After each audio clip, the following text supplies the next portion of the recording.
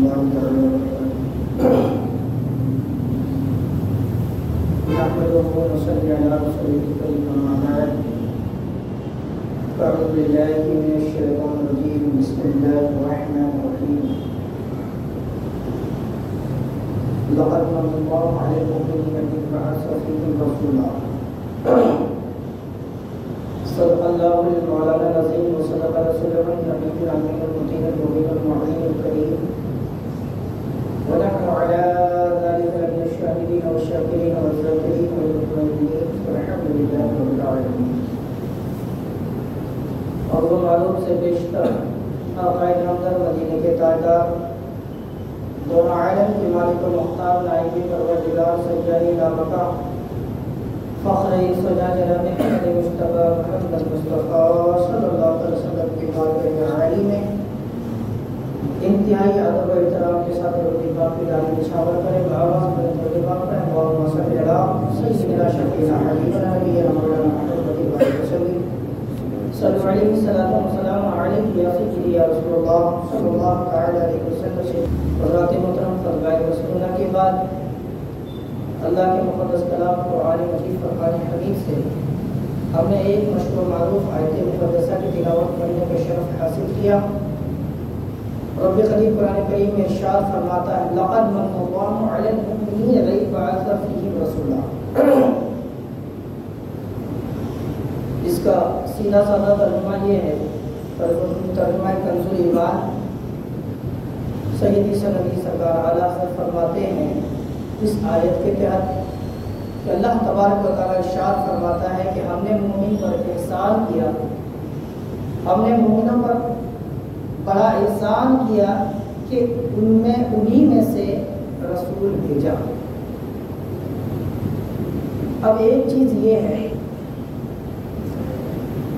کہ اللہ تبارک و تعالیٰ کا بڑا احسان ہے کہ ہم کو سب سے پہلی بات تو یہ ہے کہ ہمیں انسان میں پیدا کیا، انسان بنایا، انسان میں پیدا کیا.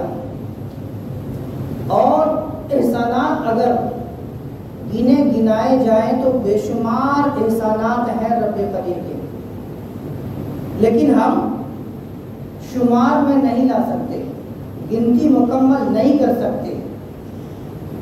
اللہ کی نعمتوں کا ہر طریقے سے اگر ہم شکر گزار ہو جائیں، احسان مند ہو جائیں، پھر بھی ہم احسان کو پورا مکمل طریقے سے اپنے فہم و فراست کے تعلق سے ہم گن نہیں سکتے.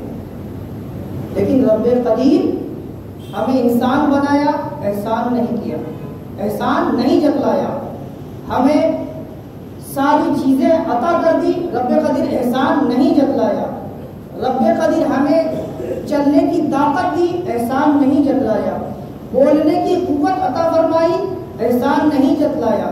سننے کی سماعت عطا کر دی، احسان نہیں جتلایا.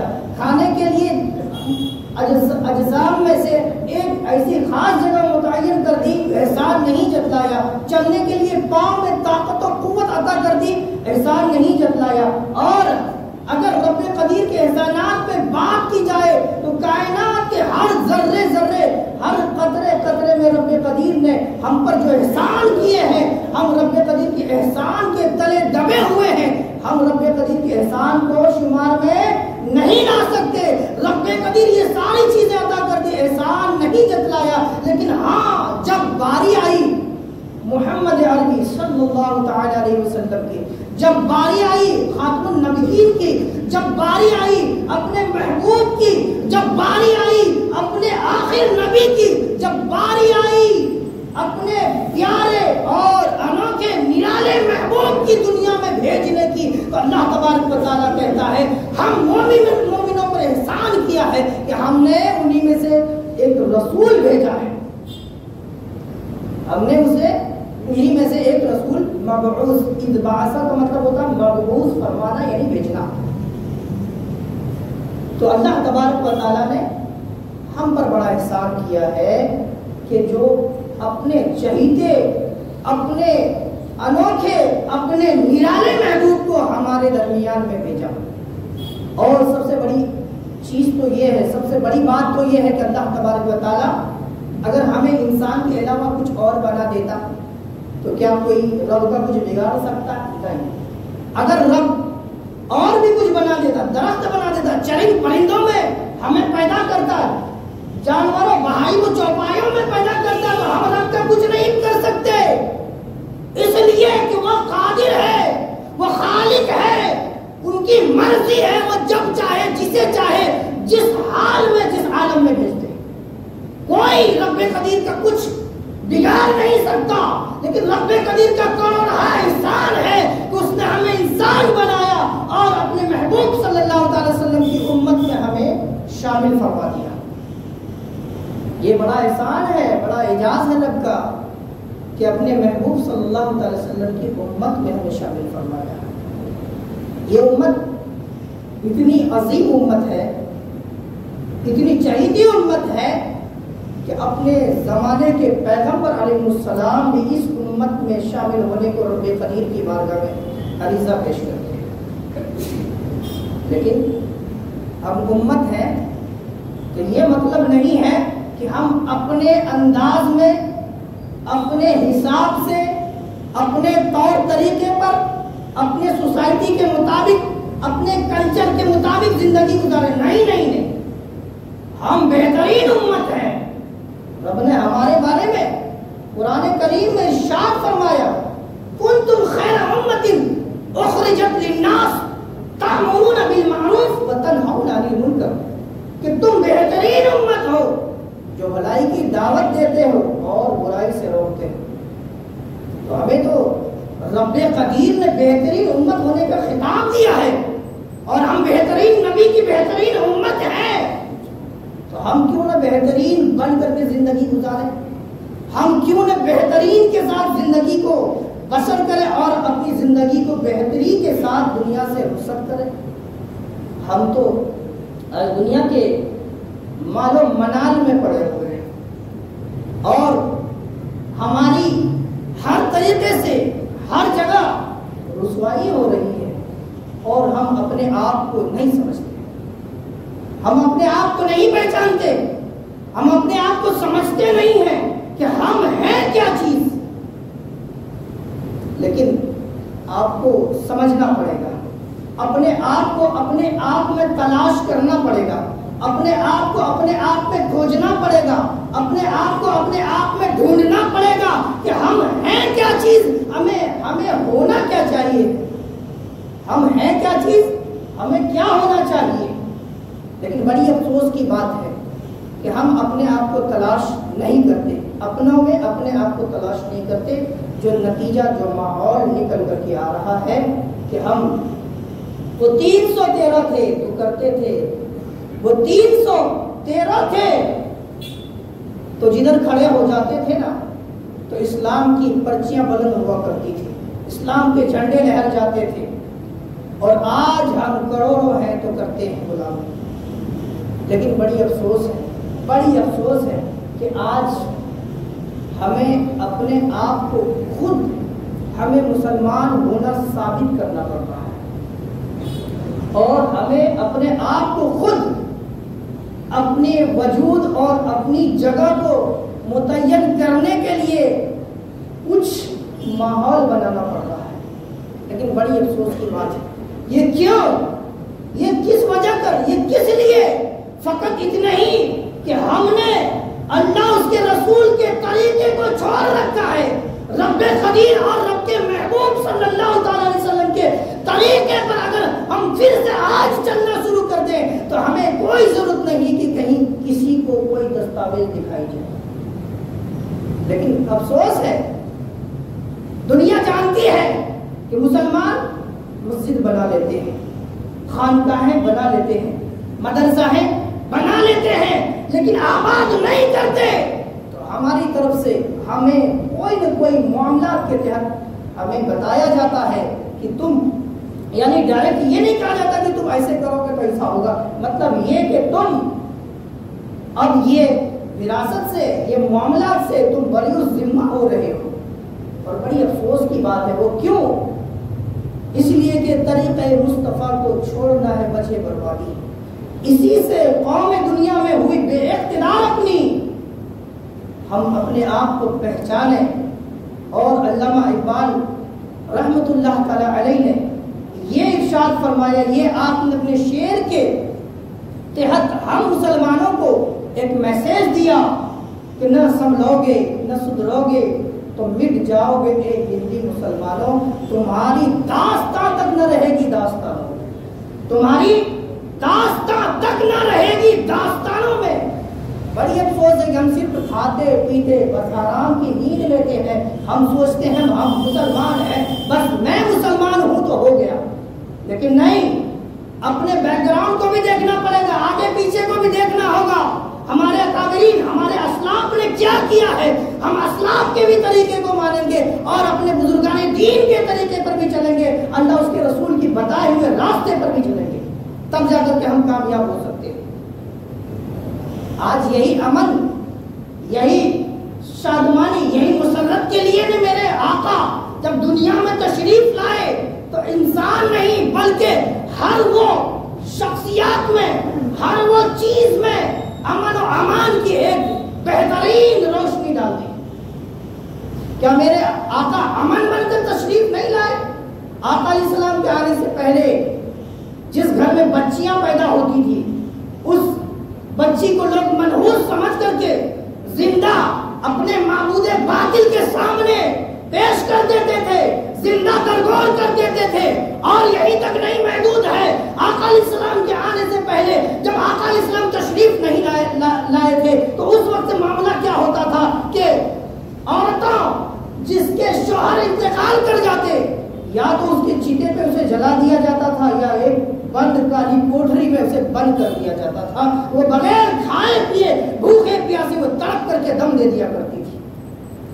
اور یہی تک محدود نہیں ہے، آقا علیہ السلام جب تشریف نہیں لائے بیوہ عورتوں کو اور عورتوں کو بازار میں مارکیٹوں میں خلیج کی حیثیت سے بیچا جاتا تھا. یہی تک محدود نہیں ہے، آقا علیہ السلام جب دنیا میں تشریف نہیں لائے تھے اس سے قبل عورتوں کے ساتھ بددیانتی بدسلوکی کی جاتی تھی.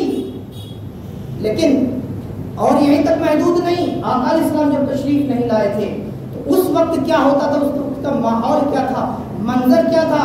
ماحول یہ تھا کہ بڑے بڑے روسا، بڑے بڑے امرا یا چھوٹے اپنے سے کم پونجی والوں کو، غریب و مساکین کو ستایا کرتے تھے، بیجا تکلیف دیتے تھے، ان پر ہمیشہ روز و شب ستم کے پہاڑ توڑتے تھے.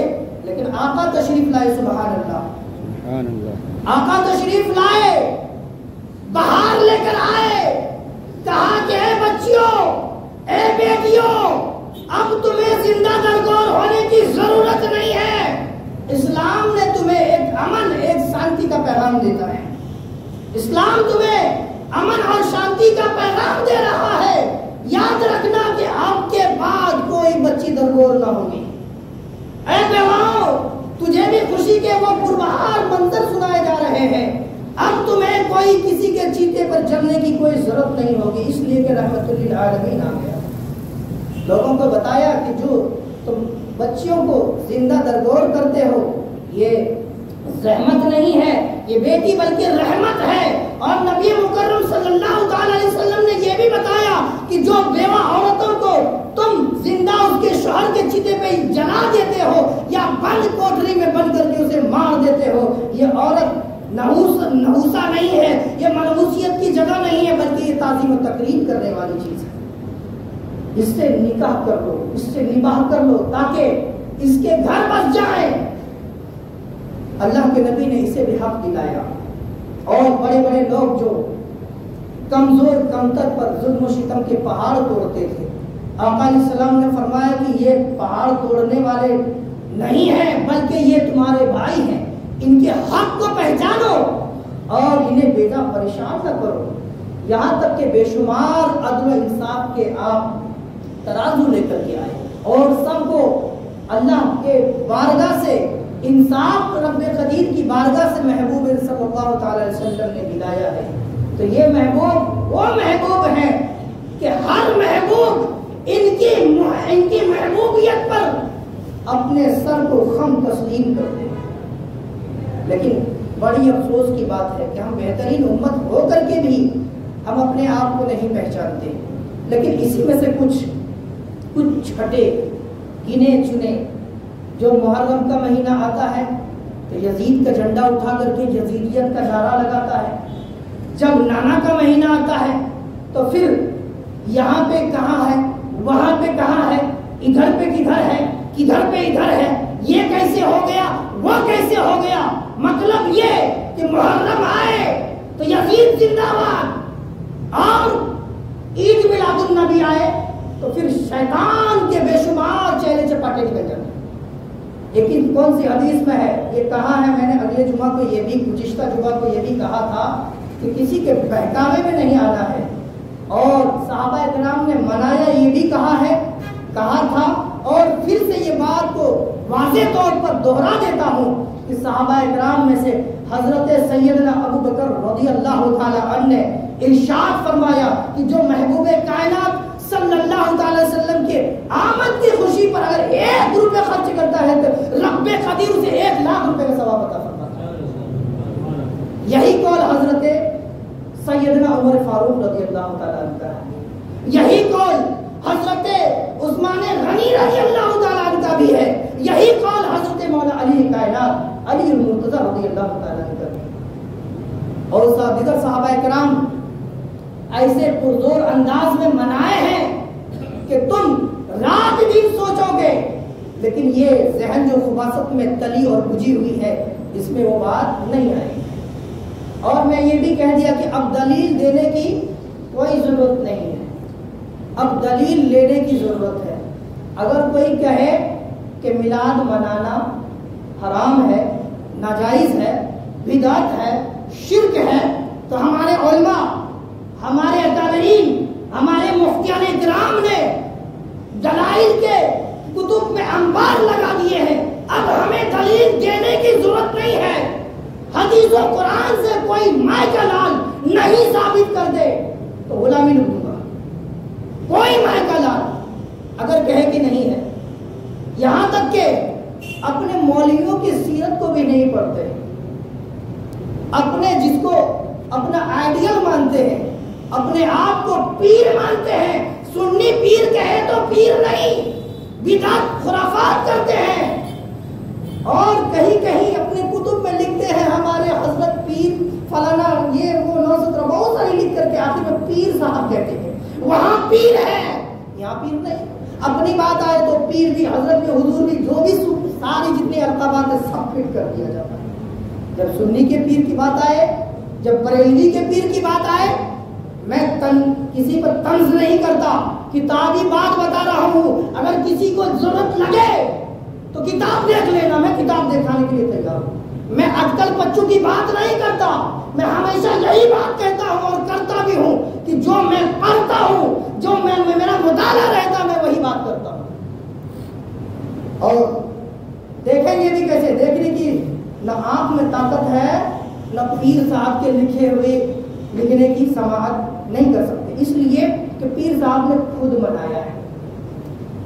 حضرت حاجی امداد اللہ مہاجر مکی جو اشرف علی کے بھی پیر ہیں، اور بہت سارے جو ان کے بڑے بڑے اکابرین میں سے ہیں، ان کے بڑے بڑے، اب ہمارے بڑے بڑے نہیں، ان کے بڑے بڑے جس کو وہ سب کو آئیڈیل مان کر پیر مانتے ہیں، اس نے لکھا کہ ہر وہ شب میں آقا کی بارگاہ میں عاجزانہ التماس کرتا ہوں اور یہ خیال رکھتا ہوں کہ اللہ کے نبی، میں آج آپ کی بارگاہ میں کھڑا ہو کر کے آپ پر صلاۃ و سلام پڑھتا ہوں، یہ میری نذرانہ کو قبول کر لیجئے۔ اگر ایسے ہی کچھ بات رہی تو اپنے پیر صاحب پر کون سا فتویٰ لگاؤ گے؟ کیا فتویٰ ہوگا؟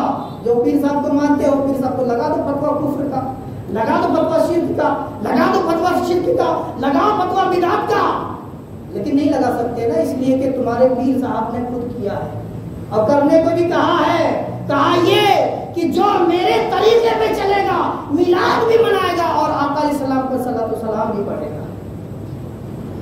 تو میں نے اتنی بڑی، ان کے اتنے بڑے اکابرین میں سے جو اہل سنت سنت والجماعت کے طریقے پر اپنی ساری زندگی گزاری ہے، ساری زندگی گزاری، یہ نہیں کہ کسی اور کے لکھے ہوئے پر، بلکہ اہل سنت والجماعت کے طریقے پر ساری زندگیاں گزار دی ہے اور اپنے ماننے والوں کو تلقین بھی کیا ہے۔ تو بات جھگڑے کی نہیں ہے، تمہیں نہیں منانا ہے کوئی بات نہیں، تم مت مناؤ، تم اپنے گھر میں بیٹھے رہو، لیکن سرکار کی آمد پر ہم خوشیاں منائیں گے، اس لیے منائیں گے کہ جب آقا علیہ السلام کی تشریف آوری کا وقت ہوا، جب آپ تشریف لانے لگے تو تمام گلیوں کوچوں محلوں، یہاں تک کہ پہلے دوسرے تیسرے چوتھے پانچویں چھٹے ساتویں آسمان تحت الثری رب قدیر نے حکم دیا سب سج جائیں، سب سور جائیں، فرشتوں سوار دو، سجا دو، اس لیے کہ میں اپنے محبوب کائنات صلی اللہ علیہ وسلم کو اس خاکدان عالم میں بھیجنے والا ہوں۔ اور جلوس جبریل 72,000 فرشتوں کی جماعت کو لے کر کے جاؤ اس اطمینانیہ طریقے سے کہ میرے محبوب صلی اللہ علیہ وسلم زمین کو تشریف لائے۔ جلوس فرشتوں نے نکالی ہے، اور آگے آئیے، میں آپ کو اور بھی بتاتا چلوں، اگر 1-2 منٹ یہ آج کے موضوع پہ ٹائم ہو جائے تو لہٰذا گزارش ہے، کچھ مجھے اور بھی بتانا ہے، تھوڑا گھڑی پہ نظر مت کیجیے گا، لیکن ایک چیز میں بتا دوں کہ اللہ کے نبی صلی اللہ علیہ وسلم نے ارشاد فرمایا کہ سب سے اچھی جگہ وہ مسجد ہے اور سب سے بری جگہ بازار ہے۔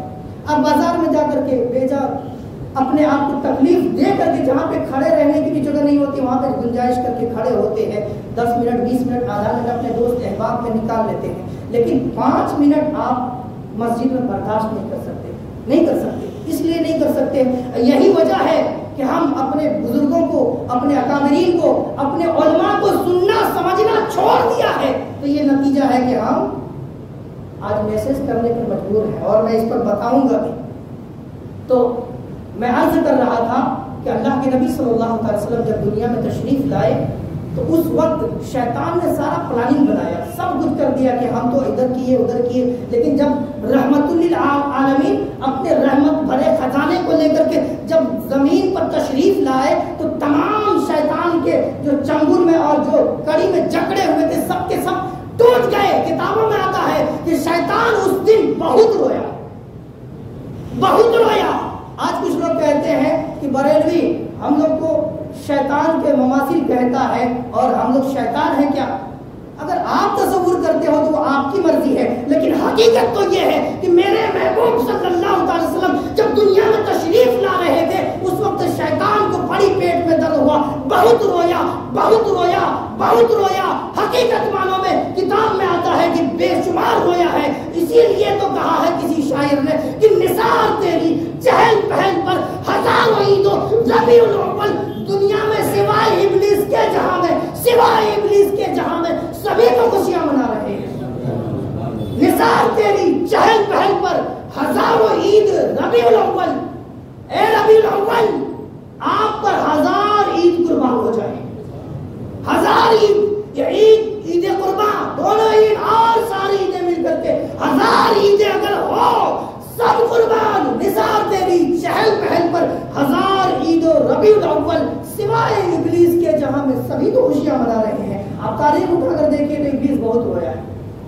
اب کوئی کہے کہ ہمیں کہتا ہے تو آپ کی مرضی ہے، اور باقی میں آپ کی بات یہ بتا دوں کہ گلی محفل، مسجد، مدارس، اپنے گھر کو سجانا یہ صحابہ کا بھی طریقہ رہا ہے اور بزرگان دین کا بھی طریقہ رہا ہے۔ ہمیں بھی چاہیے کہ ہم اپنے گھر کو نبی کی آمد پر روشن کریں، سبحان اللہ، روشن کریں، اس لیے کہ ہم روشن دل ہیں تو ہم اپنے نبی کی آمد پر بھی روشن کریں گے۔ اگر یہ بدعات و خرافات ہے تو میں ایسے جملہ استعمال کرنے والے سے پوچھنا چاہتا ہوں کہ تم شادی میں پورے گھر محلے پورے شاد و آباد کر دیتے ہو، تمام قندیلیں، روشنی، یہ وہ فلانا ڈھکانا سب کچھ کرتے ہو، کون سی حدیث میں ہے؟ بخاری میں ہے، مسلم میں ہے، ترمذی میں، ابن داؤد میں، ابن ماجہ میں، نسائی میں، کس میں ہے؟ کوئی ایک حدیث لا کر دکھاؤ۔ تم کوئی پارٹی فنکشن کرتے ہو، اپنے کا برتھ ڈے منانا ہوتا ہے، کیا کیا مناتے ہو، اس میں سب کچھ کرتے ہو، کون حدیث قرآن سے ثبوت دیتے ہو؟ یعنی جب اپنی بات آتی ہے تو ہر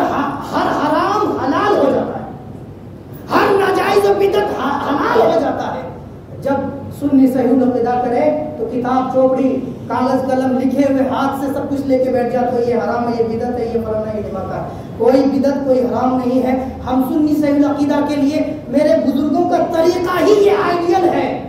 हम किसी की ना मानेंगे, बस उसी की मानेंगे जो अल्लाह उसके रसूल सहाबा के तरीके पर, आइम्मा मुज्तहिदीन के तरीके पर, औलिया कामिलीन के तरीके पे चल रहा है, उसी की हम मानेंगे और किसी की नहीं मानेंगे। ये आप बिल्कुल ज़हन पर नोट कर लीजिए। और घर सजाइए, महफिलें सजाइए, कोई आपको रोक टोक करे तो फौरन दलील कीजिए। मौलाना बैठो, मौलवी साहब बताओ कौन सी हदीस में है, थोड़ा बता दो ना।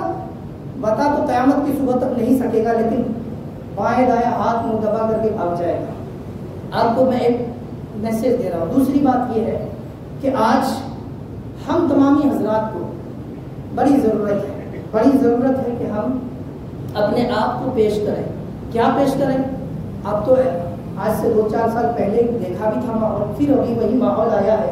अब जगह जगह उनके मामला जो भी चलते हैं, मैं उस पर नहीं बात करता, लेकिन अपने मामला ये है कि गवर्नमेंट की तरफ से हमें जो बताया गया है कि हमें अपनी सबूत पेश करनी होगी। किस बिना पर? तो तरमीम बिल के बिना पर कि अगर हम सबूत पेश नहीं कर सकते या हम उसको अपने लिए नहीं चॉइस करते हैं, तो वो हमारे हाथ से मस्जिदें, मदरसे, खानकाहें, दीगर चीज़ें जो हमारे अकाबरी, जो हमारे बुजुर्गों ने बनाए हैं, वो हमें ज़रूरत इस बात की है। अगर तुम कहते हो तो बराबर के, लेकिन हकीकत मानों में ये जान लीजिए कि जो कुर्बानियाँ हमारे अकाबरी ने पेश की है, दुनिया तारीख शाहिद है, किसी ने नहीं पेश की, किसी ने पेश नहीं की है। तो हम यही चाहते हैं कि हमारे मदारिस भी आबाद रहें, हमारी खानकाहें भी आबाद रहें, हमारे मकतब, हमारे मदारिस और हमारी मसाजिदें, ये सारी चीज़ें आबाद रहे और हम में रहे। और आपको और भी बता दूं कि ये बिल अगर पास हो गया और किसी ने इस पर एक्शन नहीं लिया, तो ये सारी चीज़ें उनकी हुकूमत के मद्दे मुकाबले चलेगी। तो आप कोई चाहते हैं ये सब की हो? ऐसा नहीं होना है, ऐसा नहीं होना, बल्कि ये है कि थोड़ा ठहर करके, अपना कीमती वक्त दे करके, और बताऊं आपको हल्के में समझा दूं, उसके बाद मैं अपनी गुफ्तगू खत्म करूं। पूरी दस्तावेज लिखी जाती है, सब कुछ हो जाता, मकान आपके नाम, दुकान आपके नाम, अगर आपने सिग्नेचर नहीं किया, अपना साइन नहीं किया, तो वो जिंदगी भर कागज पड़ा रहेगा, लेकिन वो आपके नाम नहीं हो सकता। तो आप यही जान लीजिए कि हमारे अब्बा व अजदाद के, हमारे बुजुर्गों के, हमारे असलाफ के, ये सारे प्रॉपर्टी से हमें सिग्नेचर की जरूरत है कि ये हमारा है, ये हमारा है, और हमें चाहिए भी। याद रखिएगा, अगर ये चीज अपने हाथ से गया तो फिर मरने के बाद कहीं पर 2 गज जमीन खरीद करके दफनाने की भी मतलब जमीन नहीं मिलेगी, नहीं मिलेगी। इसलिए नहीं मिलेगी कि हम अपने आप को इतने लाचार और बेबस समझ लिया है कि हम सब कुछ खो बैठे, सब कुछ खो बैठे और हम होश के नाखून भी नहीं लेते। हकीकत मालूम में आप इस चीज को देखिए, गौर कीजिए, तब आपको जाकर के पता चलेगा कि हम कहाँ थे, कहाँ हैं, कहाँ जाना है। कहते हैं ना कि ऐसे ऐसे कैसे कैसे हो गए, ऐसे ऐसे कैसे कैसे हो गए, अब कैसे कैसे ऐसे ऐसे हो गए। कैसे कैसे आप बंद जुबान में आप समाप्त कर लीजिए। ऐसे ऐसे कैसे कैसे हो गए और कैसे कैसे ऐसे ऐसे हो गए। अल्लाह करीम से दुआ है कि हमारे कहने में, सामईन के सुनने में कोई लग़ज़िशें, कोताहियां, लापरवाहियां हुई, हम सब मिलकर रब्बे करीम की बात में इस्तग़फ़ार करते हैं। अस्तग़फ़िरुल्लाह रब्बी मिन कुल्लि ज़ंबिन व अतूबु इलैह, अस्तग़फ़िरुल्लाह रब्बी मिन कुल्लि ज़ंबिन व अतूबु इलैह, अस्तग़फ़िरुल्लाह रब्बी मिन कुल्लि ज़ंबिन व अतूबु इलैह, व आखिरु दावाना अनिल हम्दुलिल्लाहि रब्बिल आलमीन। अस्सलामु अलैकुम व रहमतुल्लाहि तआला व बरकातुहू।